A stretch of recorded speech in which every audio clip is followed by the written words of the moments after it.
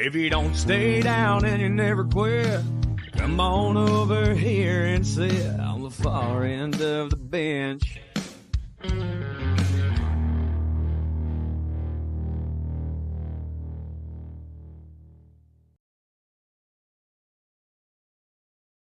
I will keep my shoulders square to the line of scrimmage. I will keep heavy inside pad over heavy inside foot. I will not be the fish on somebody else's scouting report. Yeah, those are words that my old college team, we used to end every special teams meeting when the field goal unit would be up there. That would be you run down everything. Every position is given a number and a reminder.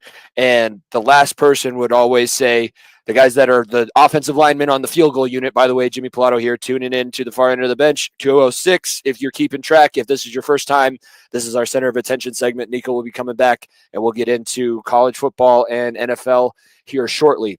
But we're starting off in the NFL because I saw it, and as a guy who kind of, made his living doing the specialist, the long snapper, all that kind of stuff, I was just absolutely dumbfounded how things could happen, and that's how the game ends on Sunday for the Denver Broncos. Alex Forsyth. Get used to hearing that name for this episode, and then you'll never hear it again. Because if this man has an NFL offensive lineman contract by the end of this week, Sean Payton will have lost a lot of credibility that he's built up. That dude has been that bad on that play the entire season. There has not been a single week where he hasn't gotten his ass kicked. So don't be surprised that that's how things ended when that's the person that you continue to trot out there. The coaching staff, the special teams coordinator, there needs to be a come to Jesus meeting. That guy can't be there. You got to put Bolsey out there. I don't know when this trend started of not putting your starting offensive lineman out on the field goal and PAT unit. Why the hell wouldn't you? This unit is on the field to score points. If you take care of all your job, you will walk away with at least 3 points. This is ridiculous. Like, I can't believe that we're sitting here and, Bo Nix duels Patrick Mahomes, does everything that he needs to do, gets the ball down, 35-yard chip shot field goal. You got a fucking fish sitting in the center of your line that can't hold up against anybody, against goddamn anybody. And that's the bottom line. Not because Stone Cold said so, just because I have literally nothing else to say after that. There's nothing that needs to be, don't have to beat a dead horse or anything like that. This is episode 206 of the Far End of the Bench. I already screwed up and played the intro video early, but we're going to hit it again. I'll edit, do some magic in post, and we will get into the rest of the show here shortly. If you don't stay down and you never quit, come on over here and sit on the far end of the bench.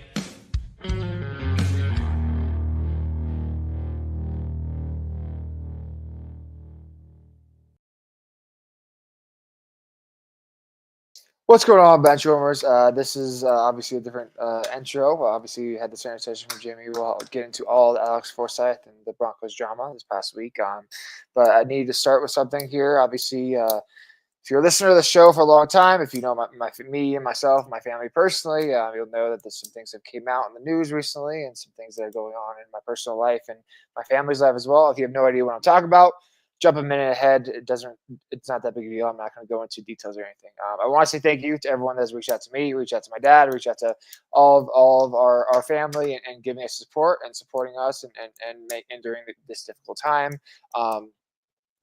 Look, my dad is the strongest man I'll ever know, and that he's a role model to me and to every single one of my brothers, including a lot of my friends also, and they look up to him and look. I know he's never done anything wrong in his life. And I know that he's stronger than this, and I know that we will get past this. All I'll say is this: is that you come in our family, there will be repercussions. You will. I'm trying not to bump for my words here. You will eat your own words. Is all I'll say is this. So I had to say something. I'm sorry I had to do this at the beginning of the show. I hate talking about downer things, but this individual was on one of our earlier episodes. Obviously, that episode was no longer existing, and we did it for a reason. And I won't discuss it much more than this because it's obviously a personal matter. And if you have no idea what I'm talking about, like I said, just skip ahead. It's not that big of a deal. But like I said, I can't thank everyone enough that has reached out to us and our family during this time.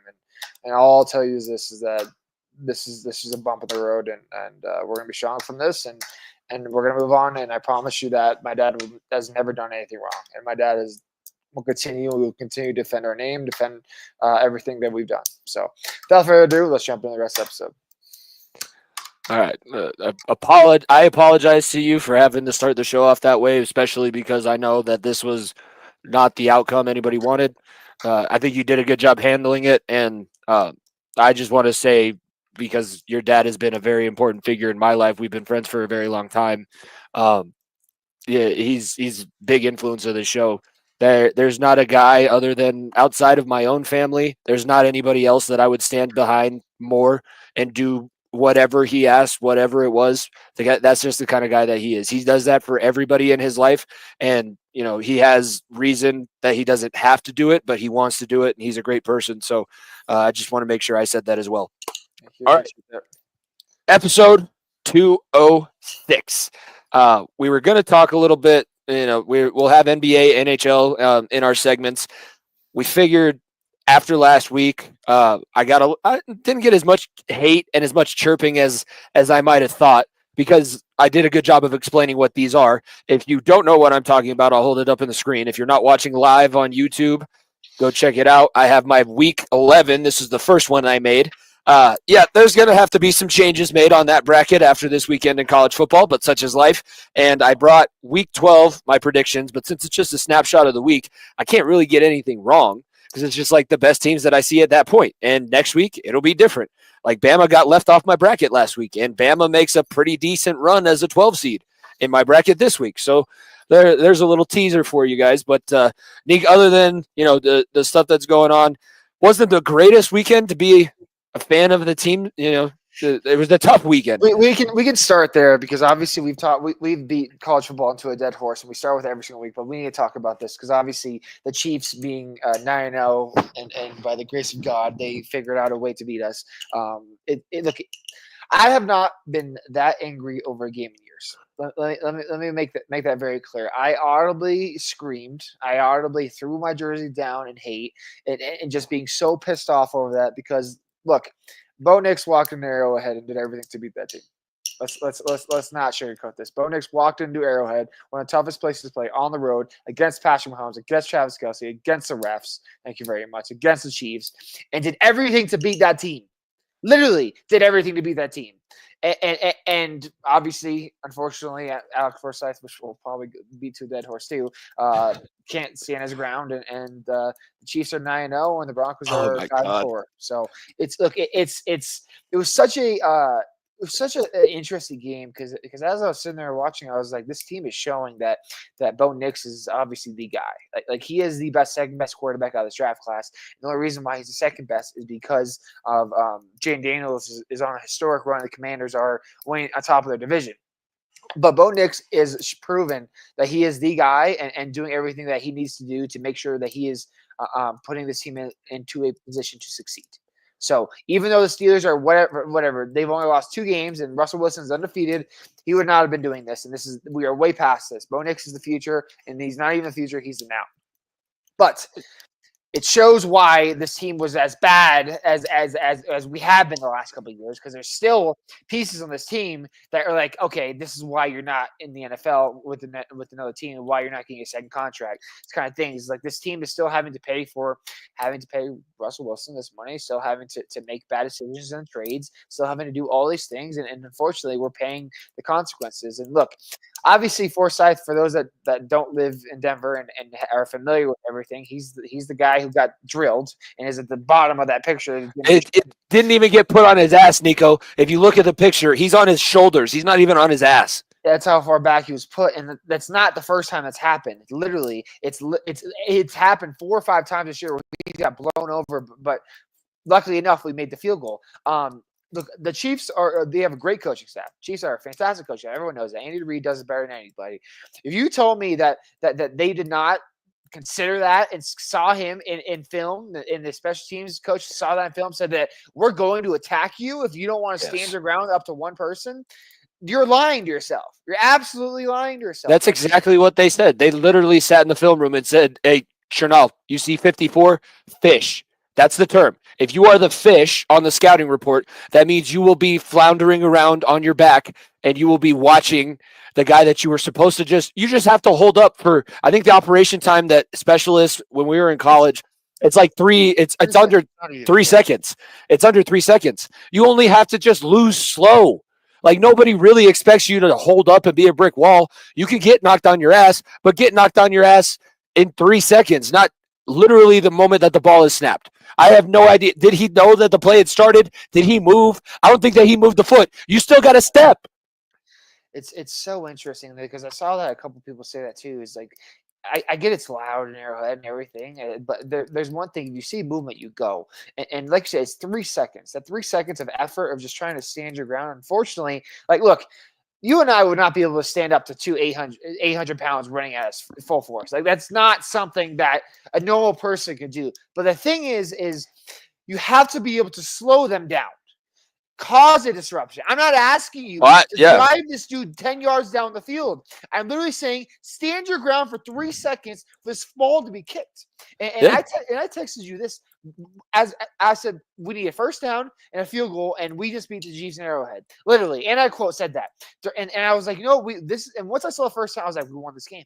I was like, holy crap, we did it. And then obviously, look, what confused me so much, because it was a tactical decision to put the ball on the right hash. By the way, it was a tactical.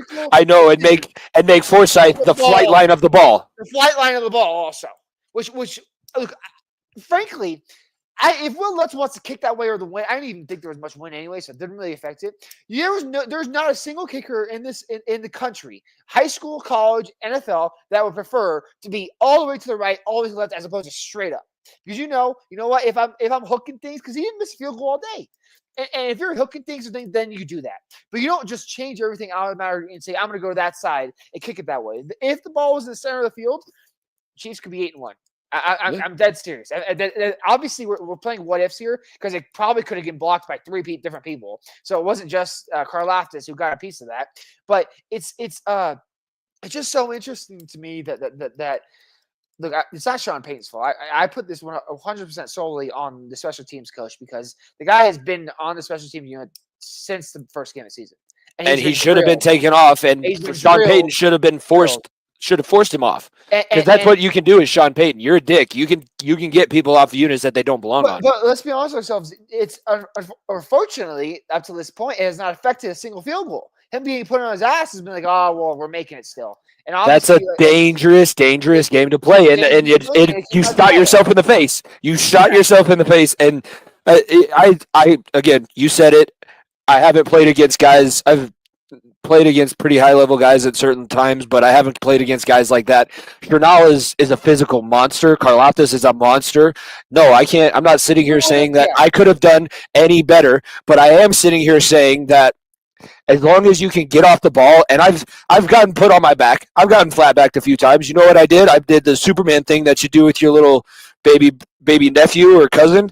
I did that and just held him there, and he was literally like swimming in the air trying to get out. But hey, he didn't make the tackle, or he didn't sack the quarterback. We got the ball off. It's just like I said, like the Broncos are proving that we're a better team than everyone says. That's 100%. But this was an opportunity to obviously knock off the undefeated team. And look, if you told me we had a chance to the end of the game to win it, I would have been very, very surprised at the beginning of the year. If you told me week 1 that we're going to go in Arrowhead and have a field goal to win the game against the undefeated Chiefs on the road, Bo Nix is your starting quarterback, and you told me we had a chance, I would be like, heck yeah, sign me up for that.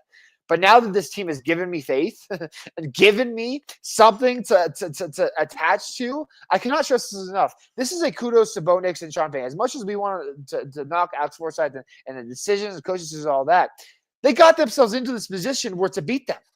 This whole team, the defense has been playing spectacular. The offense struggled in the second half, but was fantastic in the first half, dicing up the Chiefs defense very, very much so. And that is a kudos to where this team is. And let's not forget, there is not a single fucking weapon Bo Nix has. Not a single weapon that is going to be in this league in the next 3 years. I love Colton Sutton as much as the next guy. He's not going to get another contract probably somewhere else for a lot of money. If he is, it's going to be a 1-year deal and then he's going to get cut. I cannot stress this enough. Bo Nix needs so much help. It's crazy. I guarantee you, if you ask any other normal football fan, you wouldn't be able to name the fucking tight end for the Broncos.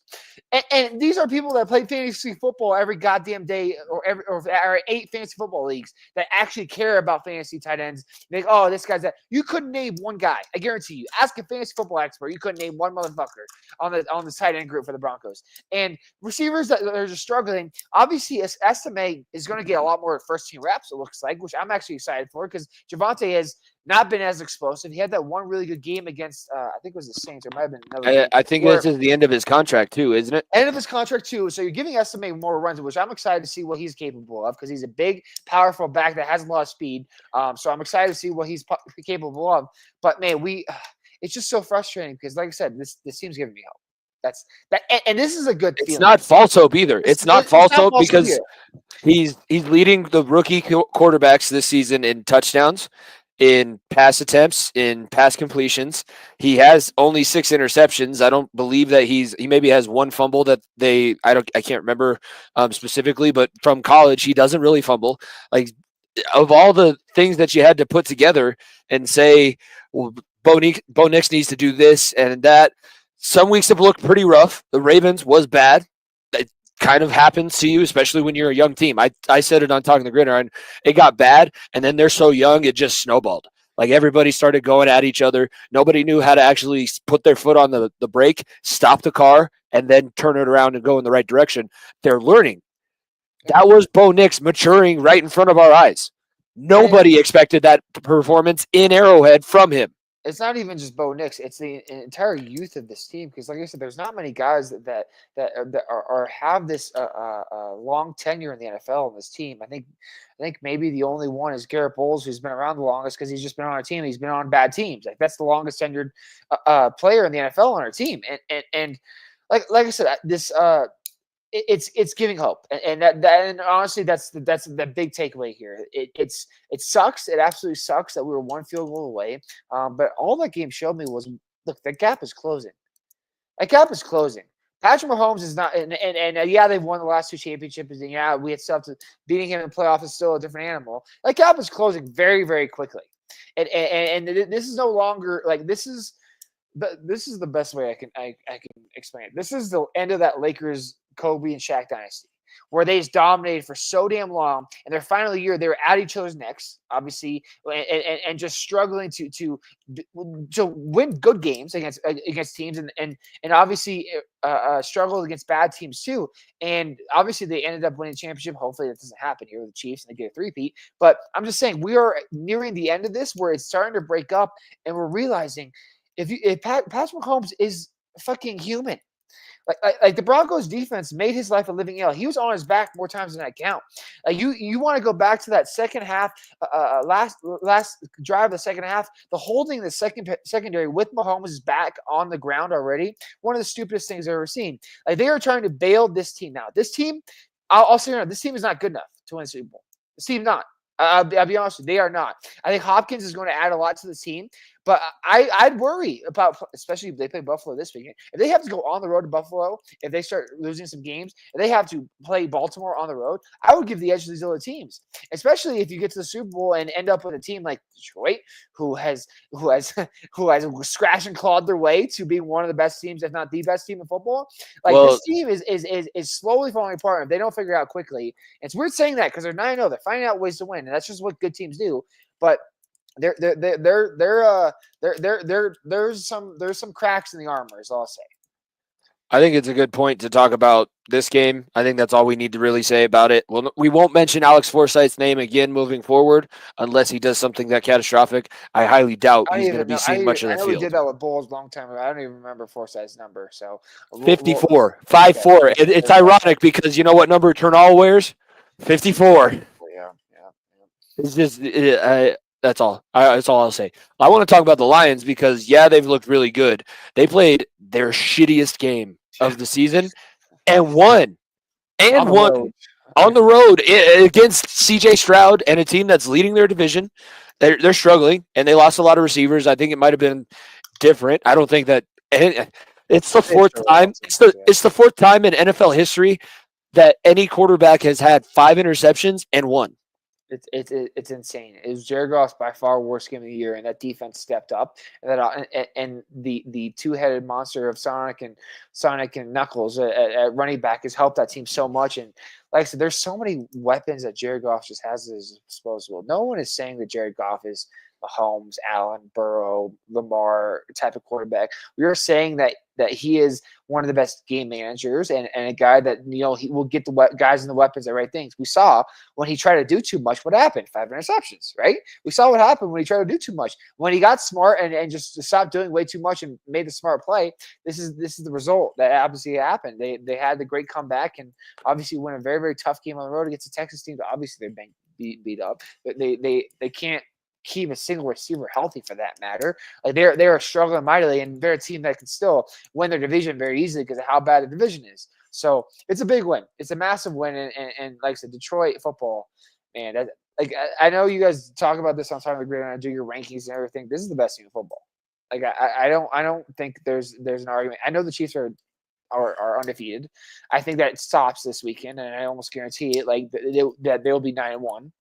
I'm not that I'll give my Charles Barkley stamp of approval guarantee on that.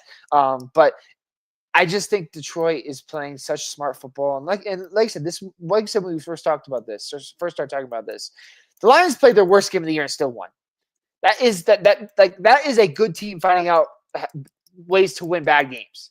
It's also a coaching staff that's showing a whole hell of a lot of growth because we've already mentioned it, and I think I've talked about it on Sundays too. Dan Campbell last year was more like just gambling. There's something about this Detroit team this year that when he decides to go for it on 4th down, it's almost like, yeah, why wouldn't you? Like this is the Detroit Lions. This is what they do. They have 4 downs to get a first down.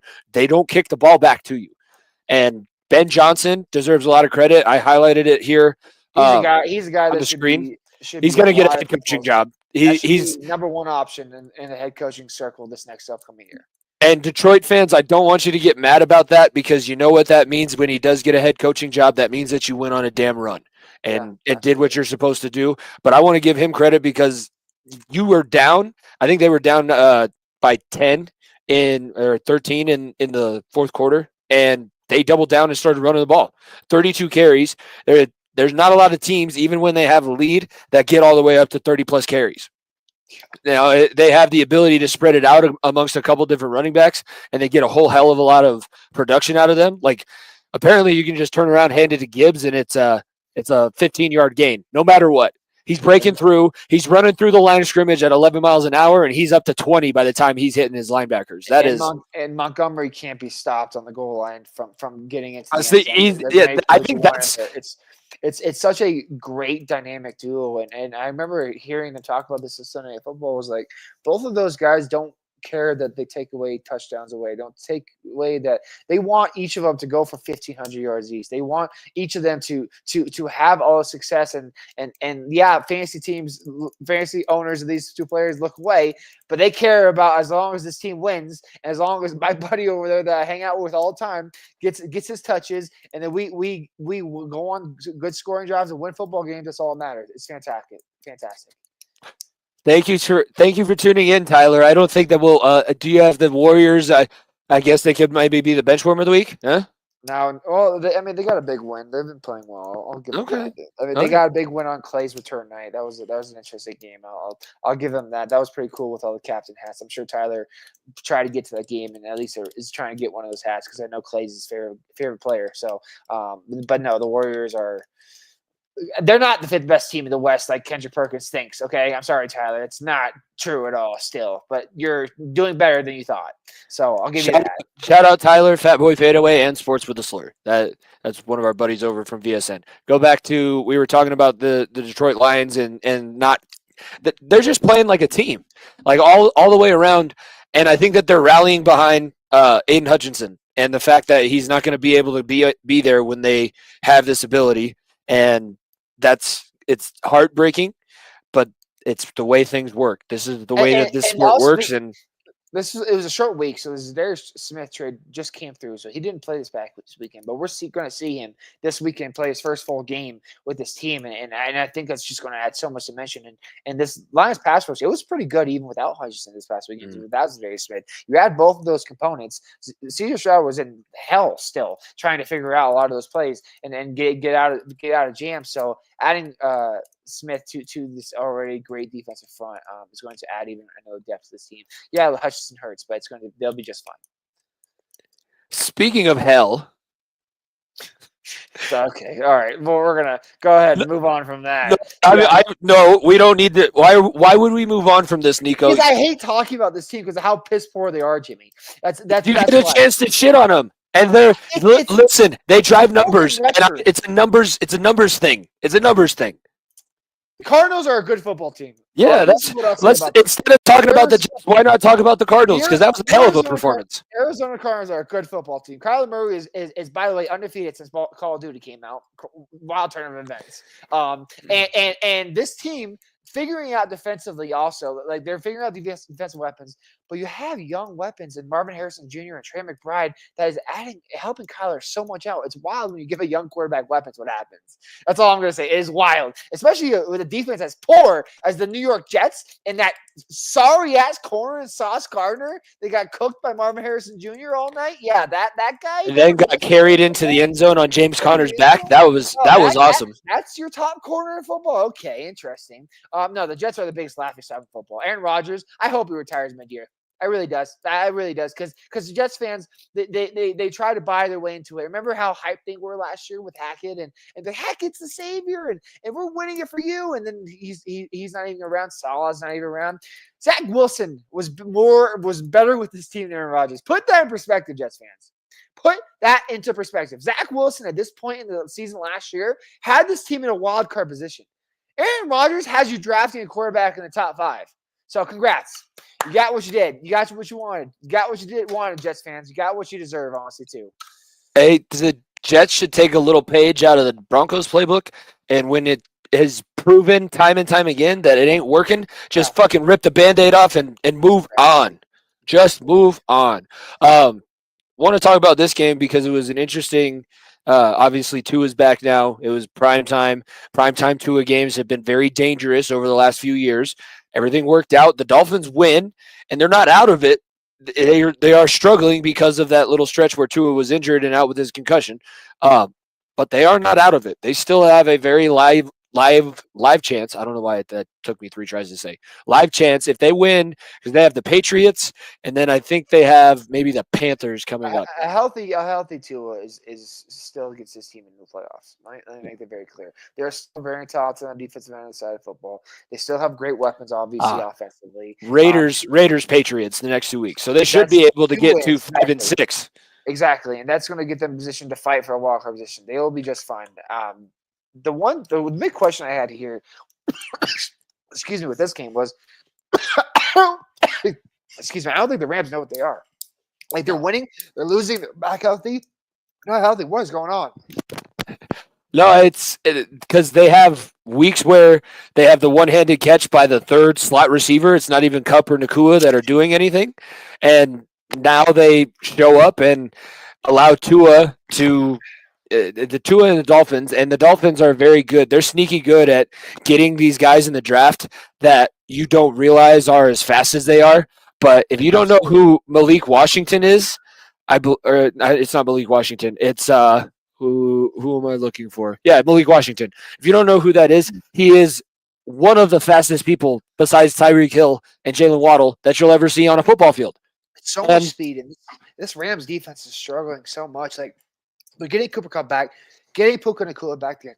The offense is slowly figuring itself out, still trying to figure out its identity. And Stafford has obviously been struggling with worse weapons, and it just happens as a quarterback when you don't have your guys there. It hurts a lot. And like I said, this Rams defense, obviously Aaron Donald retiring doesn't help, but they're really banged up. And I don't know. If I'm a Rams fan, I am almost in the world of it may be time to start rebuilding here.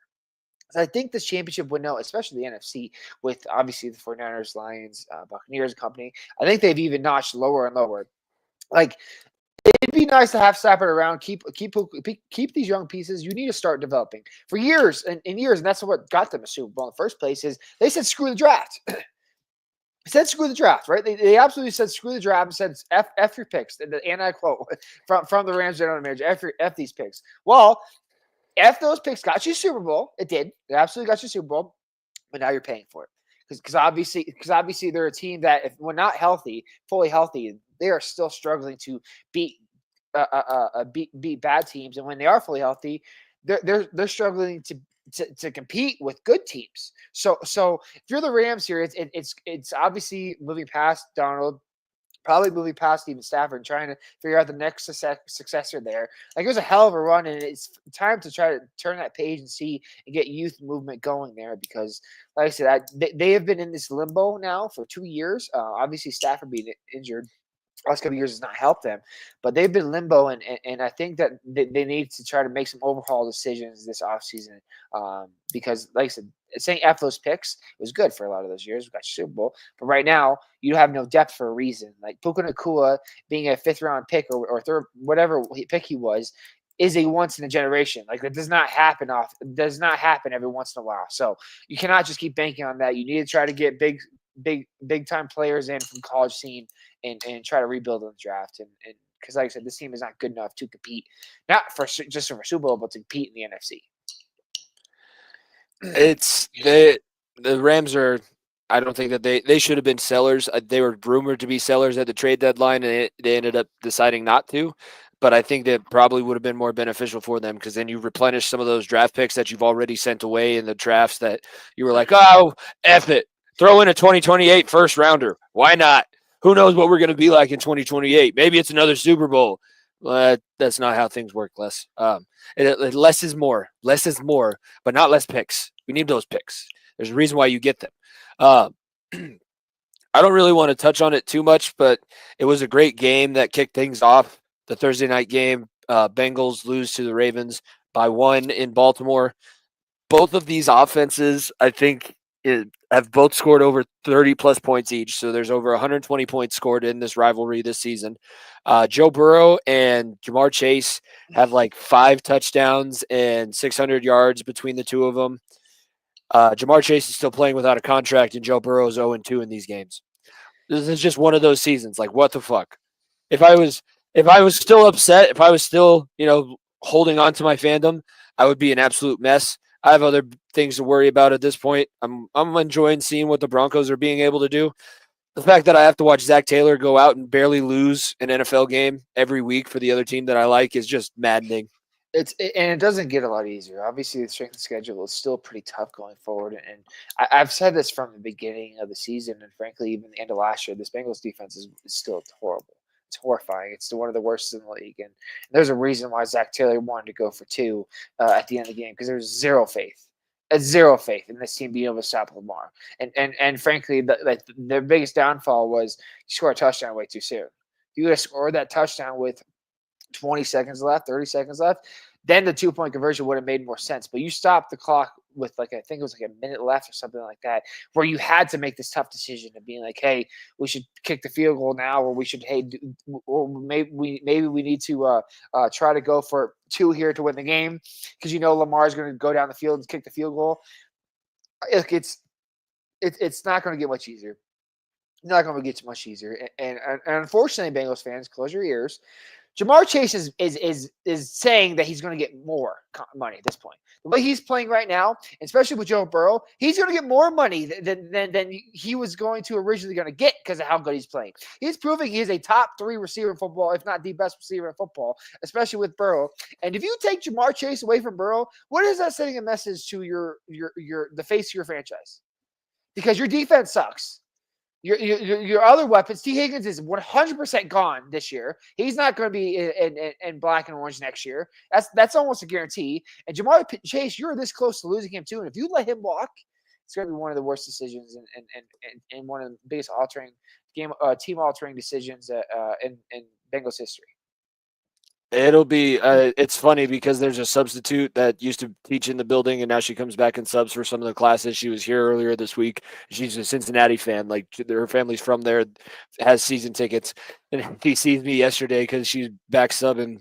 She's like, "What about those damn Bengals?" And she's like, older. She's retired. She's just substituting so that she can do something, get out of the house. And I was like, I have no idea. She goes, I just don't know how we can do it, but we need Paul Brown or Mike Brown to sell the team because the Brown family has done nothing for this franchise. I was like, Mary, you're preaching to the choir here. Preaching to the choir, yeah. I would like a new coach. I would like a new GM. We don't even have a GM actually. So I would like a coach, a GM. I would like new ownership. I would like to not have my players share uniforms from practice. That's, oh my gosh. You like to not have to cross a busy street, wait for a crosswalk to go across I had to do that at a D2 college, but it was closer. It was just literally like one street that you could go down. I didn't have to cross like, okay, everybody, buddy up, buddy system. You just see the Bengals. You remember those stupid elementary school ropes that you'd have to hold as you walk? Just the Bengals and Zach Taylor. All right. Who's my caboose? There's a guy. There's one like a person in management over there holding a stop sign for the cars to let the players through. It's a travesty. And look, it took the Broncos way too long to figure out that they obviously need a new system in play and need to figure everything out. And obviously it's taken us a while to get to the point where we're back into position where we can kind of feel like we can compete for a playoff spot. But ownership is look. In the NFL more than anything, and baseball kind of goes with that too, more than basketball and hockey in that sense. But ownership is everything. Ownership is everything. And if you have a ownership group that is willing to spend and take care of its players, and not just take care of its players with their contracts, take care of its players outside of the game with endorsements and with nice facilities and everything, and not charge them to eat lunch at the facility. By the way, it goes a long way, and that's not just something that affects the team currently. Because if you're a free agent, like I said, yeah, you want to go play with Burrow. Who the hell would not want to go play with Burrow? But when you walk into these facilities and you just see this just negligence of authority and not be able to do things the right way and treating players like professionals they are, like I say this with full 100% certainty.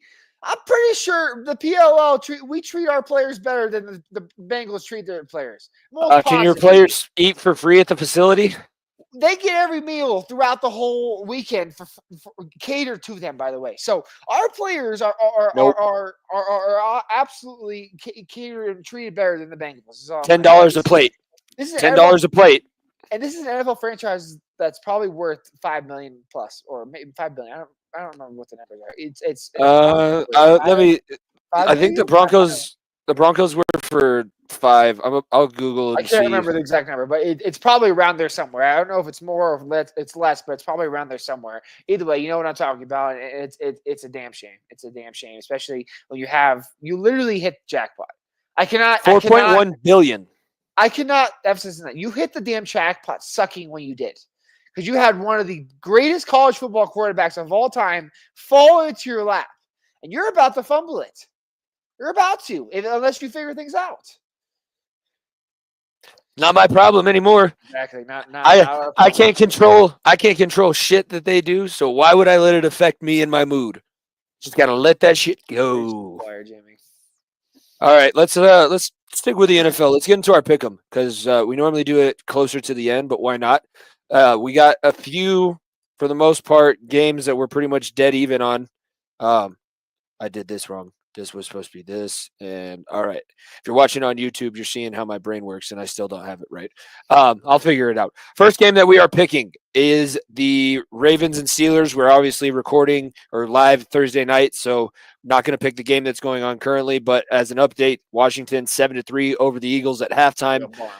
I'm watching college basketball for a reason. I'm sorry. I thought it had the chance to be a better game. I stand on the fact that there are more bad football games than good football games. Is all I'm going to say. I will always be appreciative. What do you mean? What's a bad? I've never witnessed a bad football game. Can you explain to me what a bad football game is? Giants, a game that I got back on you. But was it football? Those people in London. I mean, yeah, they really was. Wasn't it still football? It was still football technically. So I still did enjoy it.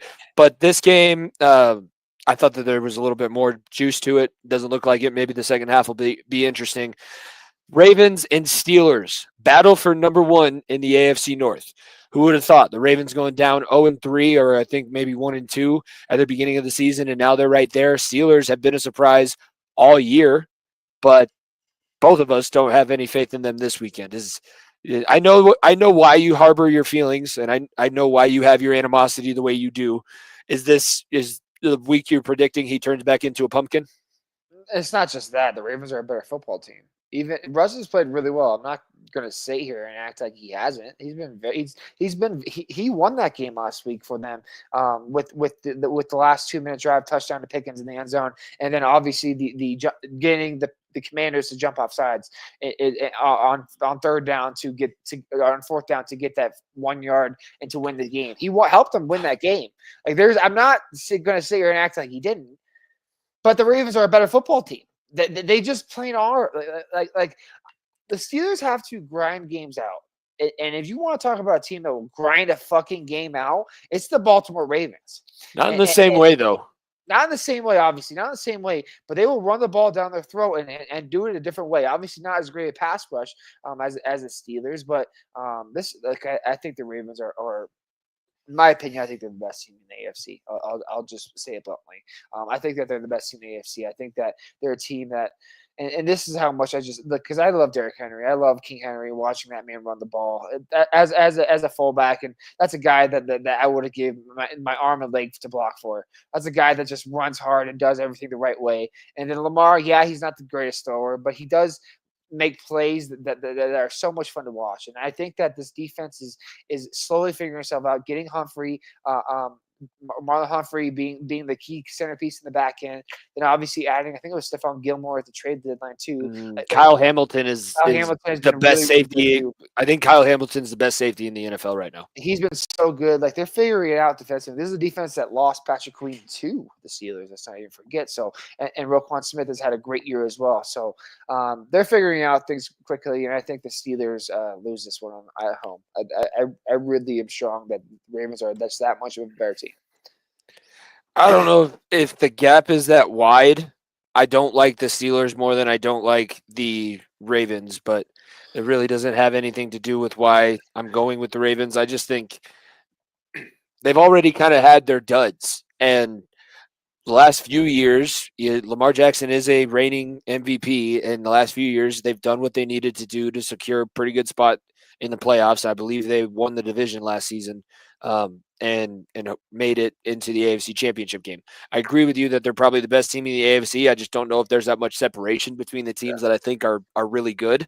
I think that they can win this game, and probably, I just don't know. Their defense, if their defense was better, if they had a little bit more of a pass rush instead of just Kyle Van Noy, that would be the deciding, real big X factor. I still think that they're going to win, and everybody knows that I'll never pick the Steelers, but that doesn't always work out in my favor because they like to screw me over no matter what.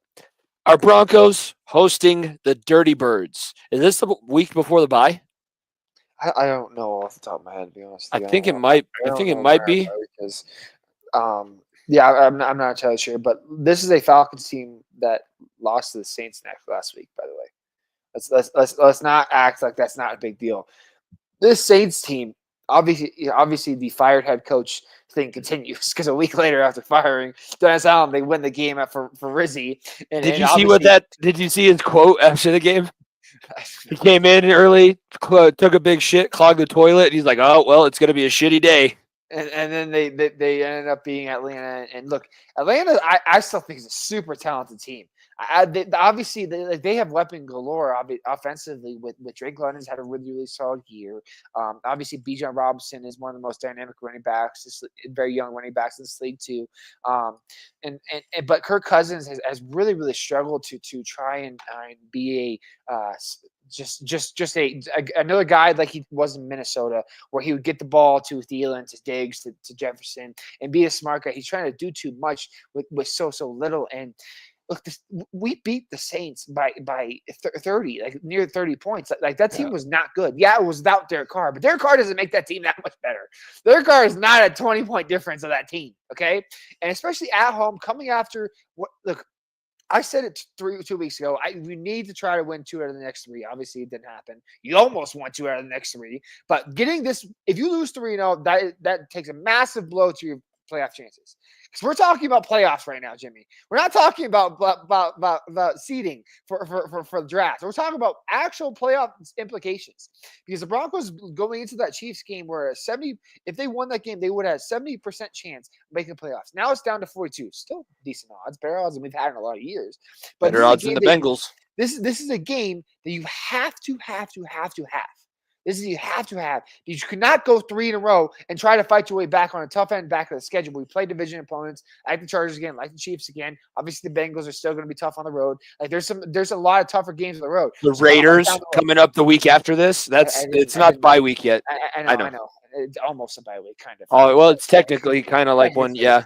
Technically, maybe Antonio. You know what? That's going to be the game that they fire Antonio Pierce, and the Broncos are going to get interim coached. I don't know about that. I don't think that they can with their financial situation because Mark Davis is the poorest owner of all the owners. Gruden, I'm pretty sure. So they physically can't do that. I'm pretty sure. Hey, he's also being paid by Barstool now too. John Gruden became a Barstool personality earlier today. Good for him. Man's got to get another paycheck somehow. But yeah, it's wild. I feel strong about this game.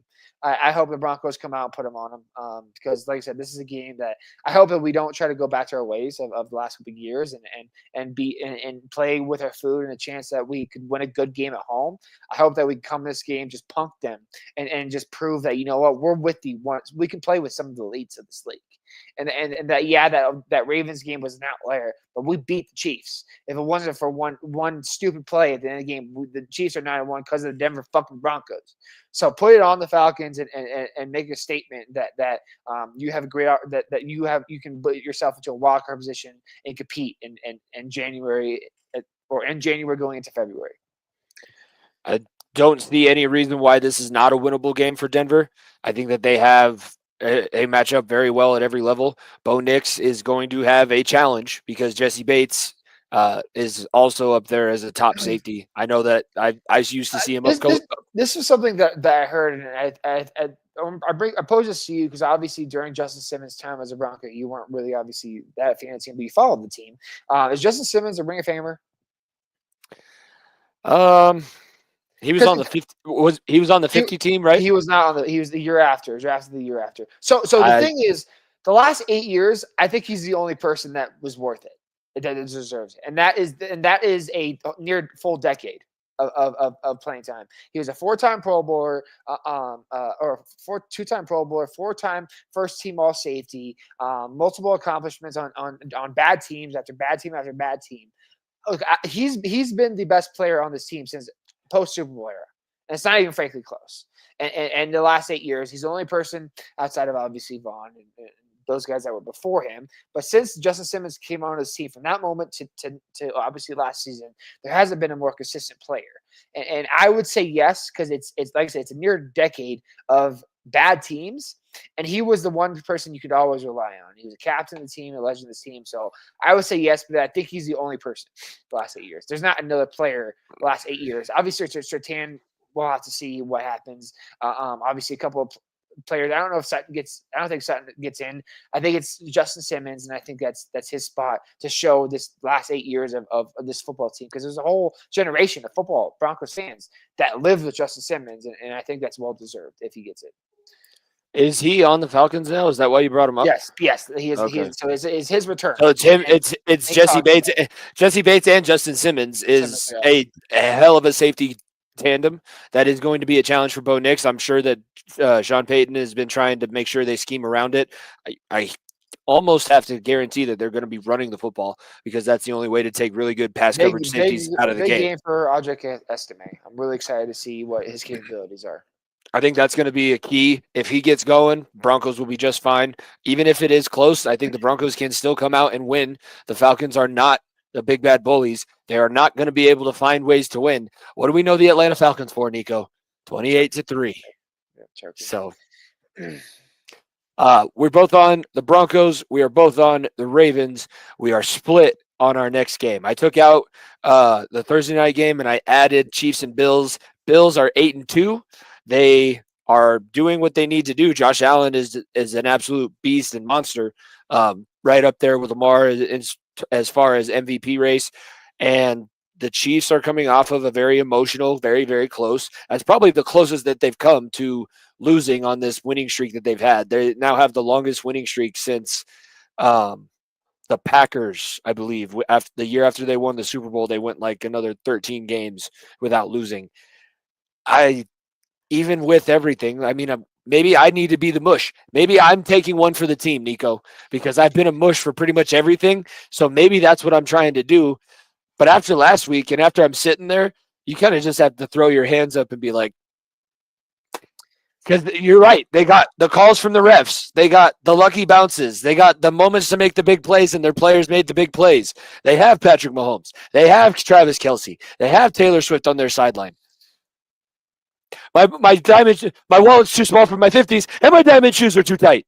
Look, you're not. Everything you're saying is correct, except for the fact that if that team that played the Broncos last week and that type of game plan, you think you can go into Buffalo and win that game, you're high. There's that team, the Chiefs team that played the Ravens, I think week 3 or week 4, whenever it was. If that team comes to play, they can beat Buffalo very, very easily. But what I've seen the last couple of weeks, especially when the Broncos defense held them to what they did, it just made Patrick Mahomes' life as miserable as possible. You know that Bills defense is licking their chops at an opportunity to do that. And this is a Bills defense that is a lot worse. But I do think that. Look, I think that the Bills can score more than 20 points, okay? Like, unfortunately, not the Broncos. I think they can score more than 20 points. And if there's one thing that the Broncos showed with the Chiefs is that they have kinks in their armor offensively. If you can hold them to 3 in the red zone, you have very, very good chances to win a lot of football games. And the Broncos had that chance, obviously. But I think Buffalo capitalizes on this, and I do think that they are able to, especially at home. I think they're able to do. This is in Kansas City. I think I probably have a different thought about it, but in Buffalo, I think that those fans are ready to try and get some games back and beat the team that has made their life miserable the last couple of years. All right, we're split on it, so we're going to leave it at that. Sunday Night Football, Bengals at the Chargers. Chargers are playing some pretty damn good football. It is, we had the joke about them for a long time that they were going to Chargers going to Charger. They're going to find a way to blow it and lose in probably horrific fashion. I remember we were going on one of our first trips to Las Vegas, and we were leaving, and it was, I think, the Thursday Night Football game. It's the Eddie Royal game where he had like a punt return and just went off and scored 35 points in the second half to beat the Chargers after they were up 24-0. That's not this team anymore. That's before Jim Harbaugh. That's before Jim Harbaugh is now giving everything over to Justin Herbert. Actually, should we use his nickname that Jim gave him? It's Beast Herbert. Okay. All right. Well, I know. I just like poking at you because it's your division rival. Now, Beast is not winning you football games. Your good defense and running the hell out of the football is helping you win games, okay? Like, there's a reason why – look, I'm not going to hate on J.J. McCarthy because he hasn't played a snap in the NFL yet. But I would not think that he's going to be that good because of the system he was in. Justin Herbert is in a system that makes him succeed, and that's because of Harbaugh and how good of a coach he is. Or is it because John is the one? John's the one in the Ravens. Jim is the former quarterback for the Bears and Colts, and then Michigan head coach. I always get the names mixed up, but yeah, Jim has done a great job with building that team. Kind of how his Michigan team was built. Strong offensive line, great running game, kind of a running back cut by committee with Dobbins and company, and then obviously a quarterback that just makes smart plays and gets the ball out in time. And that's exactly what the Chargers are doing right now. They're playing all the right things football-wise. And close your ears, Bengals fans. You're not going to be able to slow this offense down. Like, you're not going to be able to slow this offense down. And if your defense can somehow hold the Chargers to under 30 points, which you have done, like, what, 2 times this year? Holding a team yeah, and when we did that, we also didn't score more than 30 points. Exactly. So it's not the give and take here. So I'll take the Chargers at home. It sickens me taking them. I think Joe Burrow and Jamar Chase are just be like, man, if we were with I'm in danger. I'm in danger. Like, if they had their chances with a different ownership with a different coaching staff. They could be this generation's Brady Moss and this generation's Jerry and Montana. Like there's that possibilities, except for the fact that this team is just proving that this organization is proving that it's just not worth it. And if these two break up and it looks like that way, because like I said, Jamar Chase is going to be wanting more money now than you were originally going to have to get him, and he's actually wanting. You're going to have to feed him more because he's proving that once T. Higgins leaves, you're going to have to pay him that much more money because he's that good. And I just think the Chargers are a well-oiled machine right now, and I think that they know how to win games, especially at home now, weirdly enough, in SoFi Stadium, and because they have some fans now that have come out of the woodworks, mostly Michigan fans that have come and joined Harbaugh in LA, because there's still not many Chargers fans out there, but the Chargers are going to find a way to win this game. I guarantee it. I also think that they're going to find a way to win. And I not necessarily find a way to win. I think the Bengals defense will just crack under that pressure. They don't have the toughness to stand up to it. I've seen it firsthand this year, watching as many games as I have.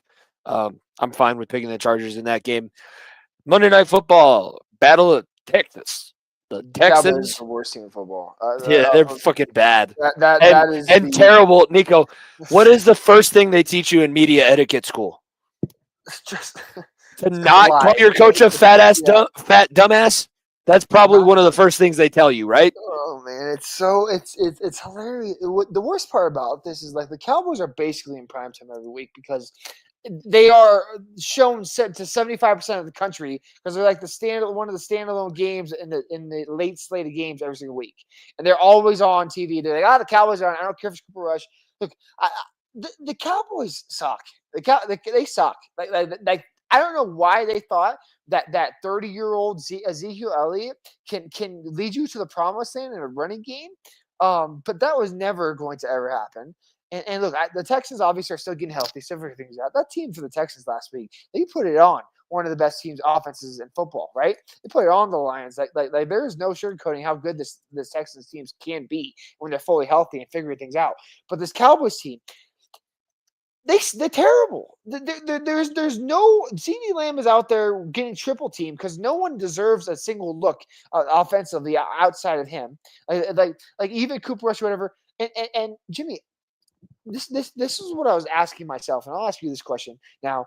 During watching that game on Sunday, the Cowboys, is Trey Lance that bad? That Cooper Rush at what? In his sixth, seventh year in the league, deserve a starting spot, and they believe that he can win the game for them. Cooper Rush was 6-1 as the Cowboys starter. Trey Lance just combined from high school, college, and his pro career for 250 pass attempts. But Cooper Rush is not a starting caliber quarterback in this league. Right? No, I don't disagree with you, but that is what Jerry Jones has left in his cupboard. He's old Mother Hubbard. There's nothing left there. You've waited too long, and you threw money at this problem, and you threw money at that problem, and now your quarterback room is Dak. There is no backup. Trey Lance sucks. He's terrible. He can't read a defense. He reads defenses worse than Anthony Richardson, Nico. He may be one of the biggest busts in NFL history. And I'll go back on saying this. I think he said last year or during December. The only reason why he's not a bust, and quote on those terms, is because the 49ers didn't have to worry about it because they found a gem in the 7th round. Like that's the only reason why that he was not a bust. He is one of the biggest busts in recent memory, and that's for sure. And like I said, if you're the Cowboys, frankly, you have nothing else to lose. Just throw Trey Lance out there, because if he does decently, then you can try to trade him to a team that is that desperately. Cooper Rush has zero trade value, right? He has zero trade value. I don't care if Trey Lance sucks. The Cowboys are not making the playoffs. They're not. They're not going to sniff the playoffs. Frankly, they're going to be a top 10 drafting team in next year's draft. Play Trey Lance and just see what this kid is made of.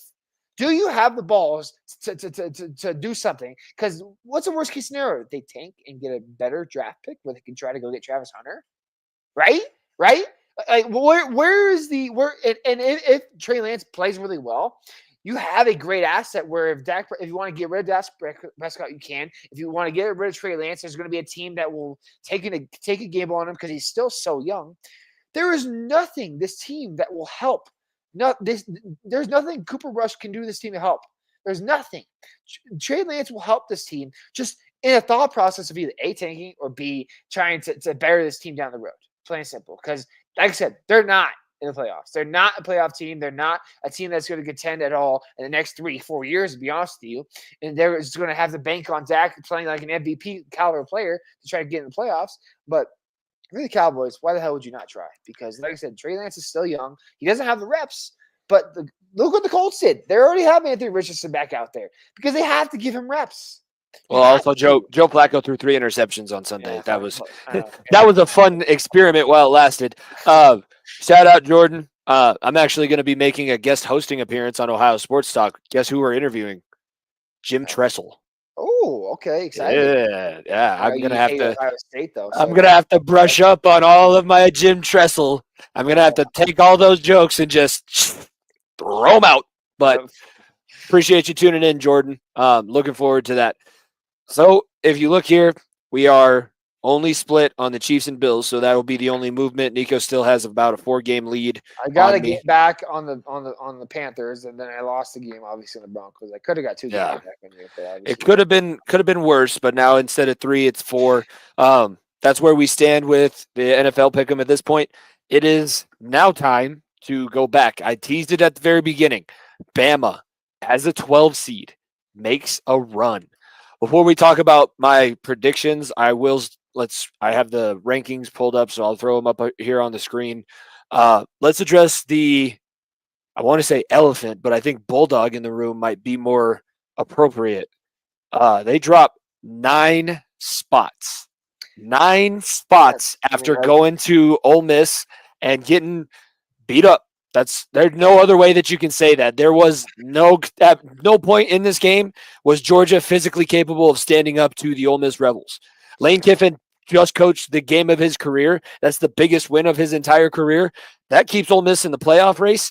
And now Georgia, if they don't win this weekend at Tennessee, Kirby Smart's going to be an 8-3, 9-3 team that totally misses everything that they're striving for, because this is a tight-ass race, and Georgia had no room for error, and they made a big goddamn error.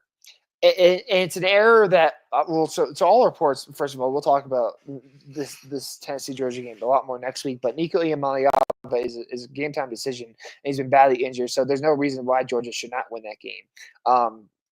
What baffles me is Texas. Georgia beat Texas, right? They beat Texas. In Texas, by the way, in Austin. And Texas is the 3rd ranked team in the country. Like, I'm not saying, obviously, Texas has less losses than Georgia, but Georgia's 2 losses are to Alabama, 10 seed, Texas, 3 seed. And you're telling me that we're dropping to 12? Miami? Alabama and Ole Miss are their 2 losses. Alabama, Ole Miss. But either way, and they have a win over Texas. That's too. I get it that you have to knock teams down, but I don't understand. Frankly, I cannot sit here and look. We've talked about selection committees and all this, and I go back to old college basketball thing. Is strength of schedule means something. Strength of playing opponents means something. You cannot sit here and tell me Notre Dame's better than Georgia, right? They beat Texas A&M. You cannot sit here and tell me that BYU is that much better than Georgia either, too. They're undefeated. I'm aware of all this. No, I know. I get what you're saying. I think we need another week of the rankings to come out, because last week, what was I saying? They're supposed to take away the brands. They're just supposed to rank what the teams have done. They're just supposed to look at the resumes. They didn't. And now this time they did. No, they did, because guess who moves up and got the respect that they deserve. Granted, the strength of schedule is not that great. Indiana played a shitty game. BYU played a shitty game. I think BYU's loss, or BYU's close call, is way worse than Indiana's close call was, because they got handed that game by the referees. Very lucky. And they got handed that game. I also just don't understand either. They were the 9th team. They barely beat a Utah team that's below 500. By the way, let's not forget. I get it's a rivalry game, but still. Nighttime in Salt Lake is different. Even this season, they haven't played many of the night games, but that game was kind of ridiculous the way that it all ended out. But BYU finally got moved up. Indiana finally got moved up. I think it comes down to the fact that you look at this Georgia season, Nico, And there has not been a game where they went start to finish the way that they have been the last few years. It's not all Carson Beck. I went back and I watched a whole bunch of things. I listened to a lot of shows. He's not doing himself any favors. He has 14 turnovers in 10 games. So bad, awful. But it's not just him. His receivers are not getting open. They're not running as crisp of schemes as they normally do. Their defense is letting up more explosive plays. They've been playing with fire. They're playing with fire just like everybody else so far this season. There has yet to be a team, I think, outside of Oregon, but then again, go back to that game against Idaho early in the year. Oregon almost has one of the worst losses on the season, but yet here they sit, number one team overall and undefeated. This season is just on crack. So I don't know if we necessarily have to argue about where teams are or where teams aren't yet. I want to see what this third week of rankings looks like. Because after the third week of rankings, we'll know whether or not they're just going to vomit out a whole new set of teams, or are they going to start going back to branding gets more importance instead of the actual play on the field. Greg McElroy, obviously quarterback for Alabama, brought up a very interesting point. Is we could get to a situation where there is a 8-way tie for the SEC championship. Where every single team, we're talking about Texas, we're talking about let's go down the list: Texas, Tennessee, Alabama, Ole Miss, Georgia, Texas A&M. You go in there too. LSU, they're probably further down the list. Yeah, I'm sure, and all have 3 losses. Where it goes, by the way, the strengths of schedule. It goes by, and you know what 2 teams will represent? Alabama, and I'm pretty sure it's Georgia. I'm pretty sure the 2, or maybe Georgia is the one that we can win. So maybe I know it's Alabama's one of those teams, and I don't know who the other one is. But there is a real world where Alabama still has a chance at this SEC championship. And Jimmy, you want to talk about some put on my alien hat here, thinking for a second. There's a chance the SEC could not get a bye. I'm going to be careful with my words there. It's not a great chance. There's a slight chance because if BYU ends up undefeated, right? Undefeated, wins the Big 12 championship, they're undoubtedly in a bye, right? Have a bye. Say Oregon wins out, gets a bye. Say Miami only has 1 loss this season, gets above, and they end up in a situation where they get a bye. 1 loss, just 1 loss. Now you're losing me. 1 loss Miami. Now you're losing 3 loss Alabama. Just say 3 loss Alabama, 1 loss Miami. And then that 4th spot, 1 loss Boise State.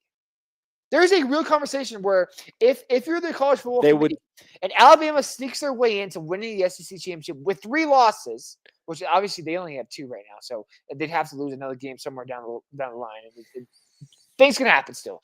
It's very, like I said, very, very small world this happens, but you can't. It's going to be a very, very hard discussion to have for 2 conference champions that have 1 loss, as opposed to a team that has 3 losses. It won't be that hard because they 3 will losses just even. they will just put. There is no. Yeah, there was no world that they would put Boise State in a better position than Alabama. And I get that we want.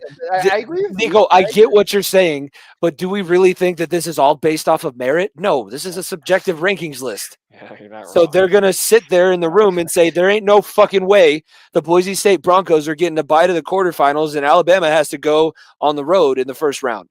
There ain't no way. I just think that if Alabama backs their way into an SEC championship and every single team has 3 losses, so basically they beat the shit out of each other these last couple weeks, that's a conversation. They become the Pac-12 of the Southeast. It's all I'm going to say. And look, and obviously, the SEC has some of the best teams in the country. I think no one's denying how good Georgia is, how good Alabama can be at times. Obviously, Ole Miss showed it. Tennessee has showed it. Texas has showed it. Shit, Vandy's a tough game this year. Vandy's a tough game. Like, the SEC is still one of the best conference, if not the best conference in football. I'm just saying, like, they're kind of going to beat themselves up to a point where they're going to be the 4th bye. I'm serious. That's a conversation where they'll be that team where they have to give it to them because they're SEC team, whatever. But it's the 4th bye where you have to play a BYU or you have to play a tough opponent in the 2nd round. Yeah. I don't know. I get like we're on the same page, but they're just like we're hearing about different scenarios. I'm hearing about the scenario that the Big Ten is probably going to get 4 teams in. because all of their teams that are still one loss or less don't have to play each other. Just think of except for Oregon, Ohio State. I think that's almost 2 guarantees in. Indiana, if they only lose to Ohio State, they're in. If they're only lost, even if they beat Ohio State, obviously they're guaranteed in, no matter how they finish off. But Penn State, and then Penn State, I don't think there's any denying that. I don't even think that's a hot take. I'm not saying that it's a hot take. I'm just saying that they're the only conference that have the ability to have that many teams in. Every other conference is going to be, I think, lucky to get 2, and it's unfortunate that there won't be more group. The Big 12 and the ACC will only have 1 representative. I will stand on that. I think if BYU loses and that's their only loss on the season, you think they miss it entirely? I can't see that. Well, then we're still talking about the same conversation. Alabama over them, right? We're talking about the bye. Alabama's that last team, and BYU has an easier schedule. If Bama is a conference champion, then yeah, they would go. I'm saying not even conference champion. If Bama is 9-2 or what's the number? 10-2 is it a 12-game season? I don't know how it is. 10-2. It's 10-2, and BYU is 10-1 with a conference championship loss or whatever the record. I don't know how the record is. You know what I'm talking about. 1 loss and Alabama wins out. That's the conversation we just had with Boise State being above them in having a chance of having a bye. Does the committee think that BYU, who almost lost to Utah, a team that's below 500, or an Alabama team who's only lost to teams that are in the playoff currently, right? That's the world we're living in right now, where this is I cannot stress this enough. College basketball in March is the best time of the fucking year for a reason, because these conversations we're having are spread across the country on a deeper level with smaller schools than the ones we're talking about. I just think that if Alabama wins out and if Georgia wins out and BYU loses their conference championship, I think the committee's going to have a very, very tough time picking BYU over them, especially if it's only 1 loss difference. That's why it'll be interesting to see what happens next week. I think next week is where we start to get a little bit more clarity. Looking back here, I'm going to throw up the bracket again so everybody can see what we're talking about.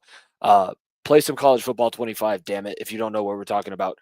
Top 4 conference champions get a bye. It is not Power 4 conferences only. It is the top 4. They will be seeded as such.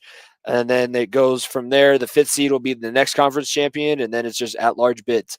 Last week, I heard something today too that I thought was so interesting. The 5th seed may be the spot that everyone wants more than anything.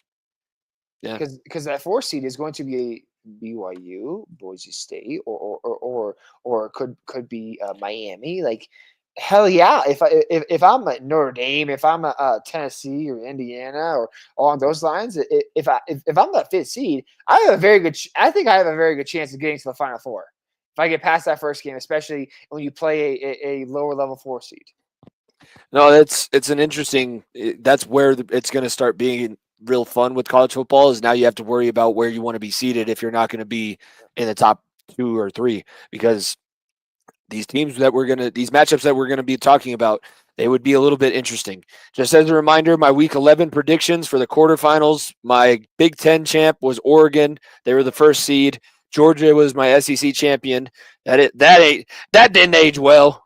That didn't go well. They were the 2 seed. 3 seed was Miami. That didn't go well, but I've been calling that one for a few weeks. And Iowa State.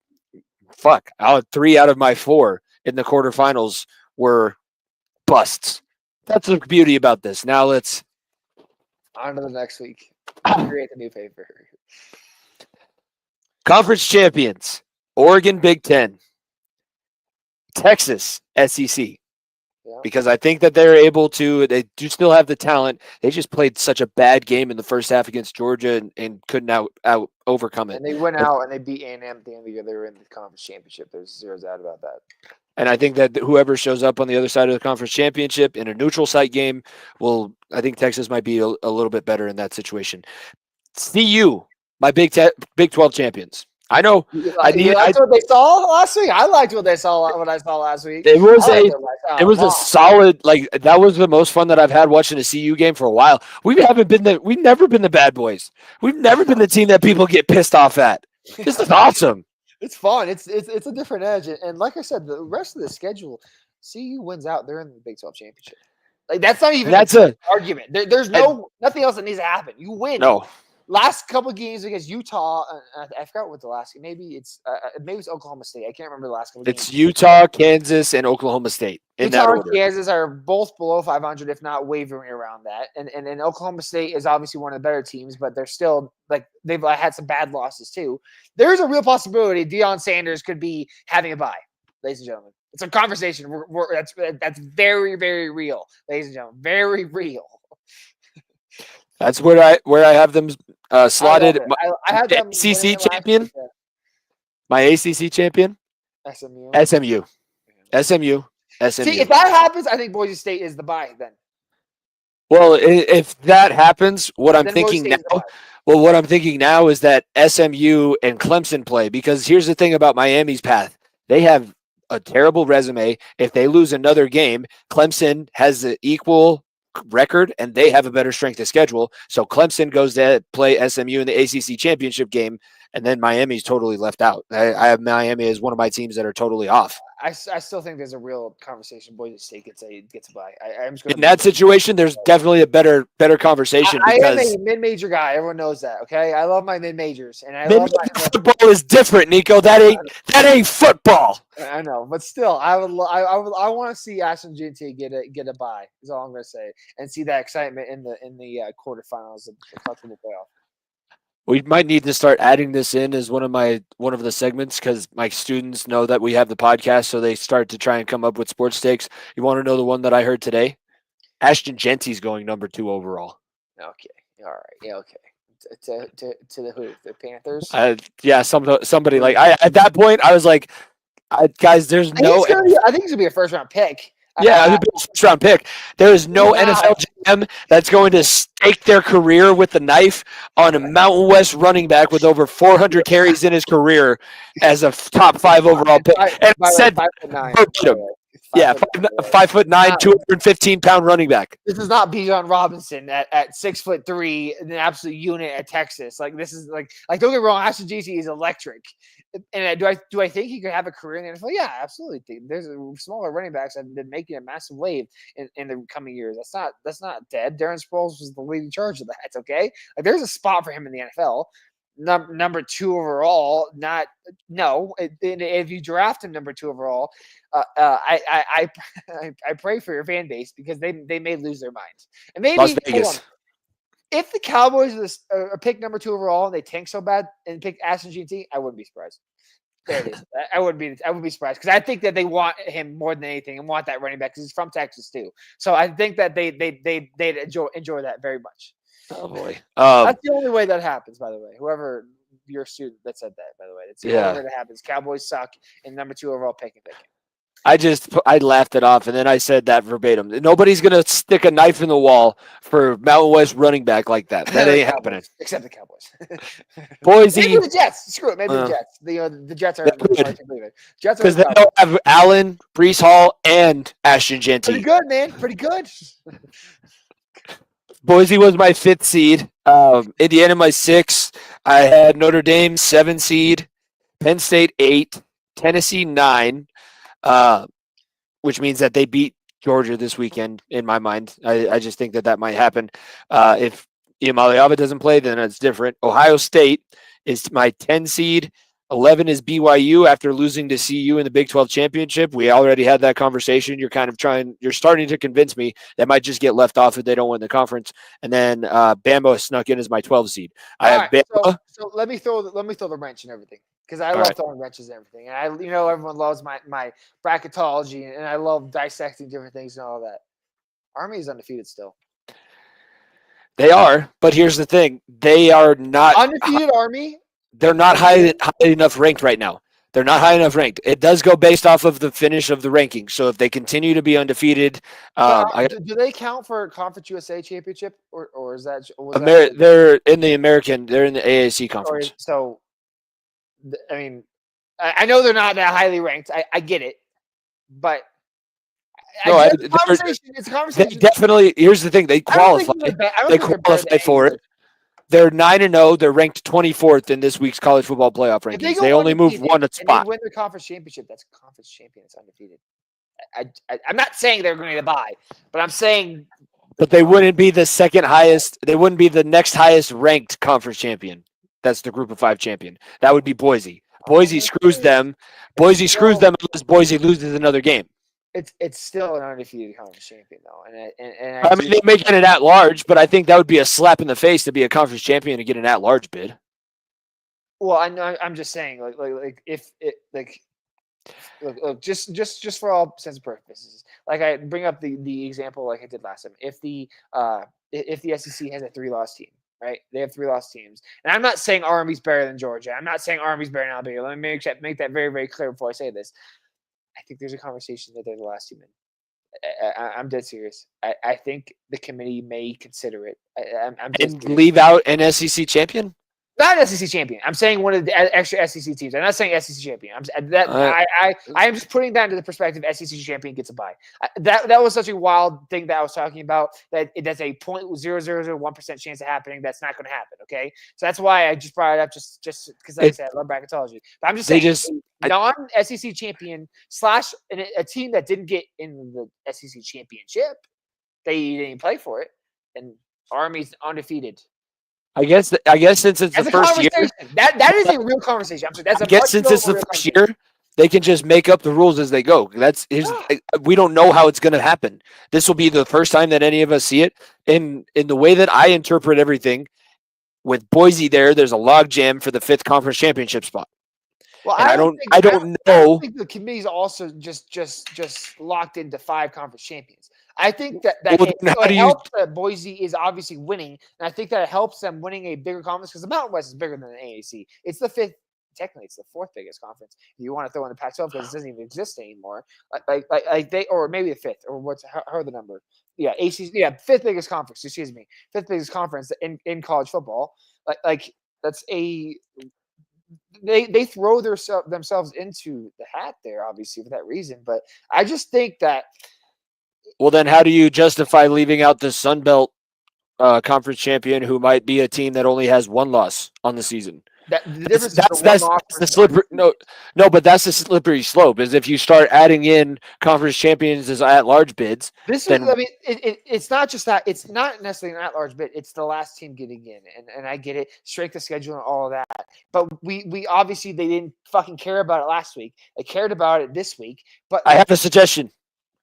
Let's do a pigtail match, a pigtail game between the top 2 Group of 5 conference champions. So you win your conference championship, then you got to play to get onto the bracket, and then you get to host a playoff game. Then you're calling playing games, and that's literally what college basketball is made for. And that's a lot. Pigtail match is a wrestling thing. I just came from a wrestling duel. That's what we called it. All I'm saying is this: come week, what is it? When does the committee come out? Middle of December. This is week 12 coming up. There's going to be week 13. Week 14 is the Army Navy game, and then week 15 will be conference championships. So that's like middle of December, kind of. Oh. So a month away from the final rankings come out. I think in a month there's going to be a conversation for Army.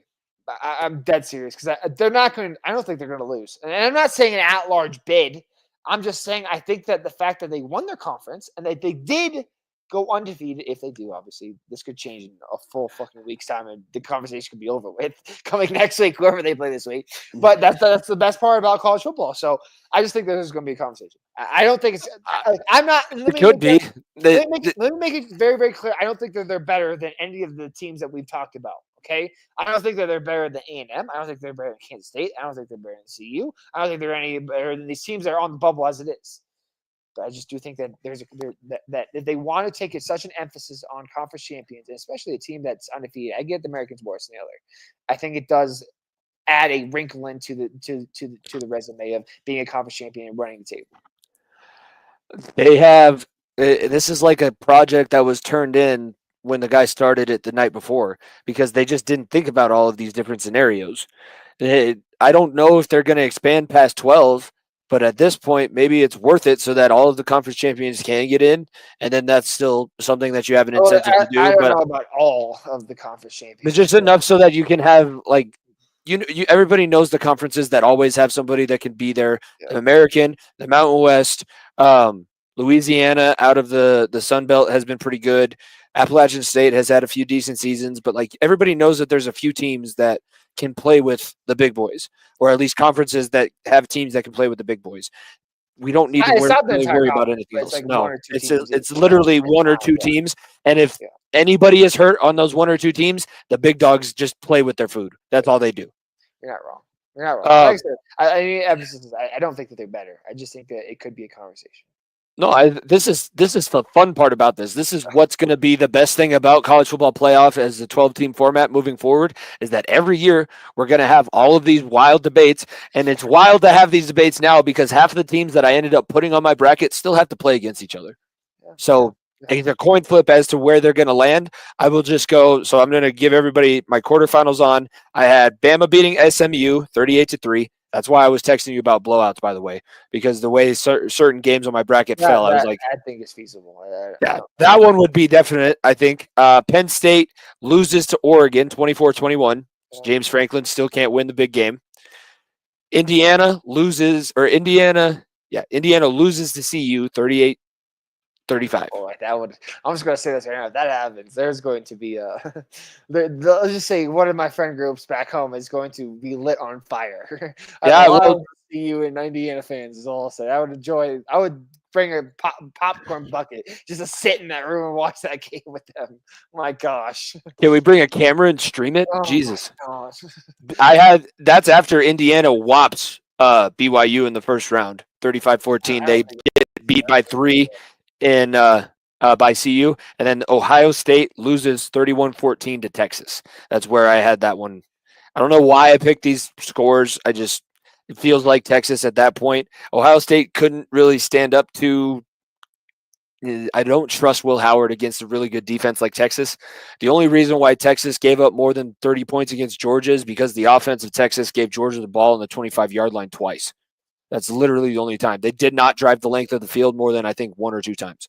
Semifinals, I have Bama, Oregon, CU, Texas. So we get a little bit of a flashback Big 12 championship vibes. Hopefully it doesn't end up the same way because Joel Klatt got his ass knocked out in that game back in 2005. Bama, Oregon, I have Oregon winning 35-31. Jalen Miller just quite can't get it done. Dylan Gabriel is continuing his Cinderella story. CU falls short to Texas. Yeah, I mean, Quinn Ewers.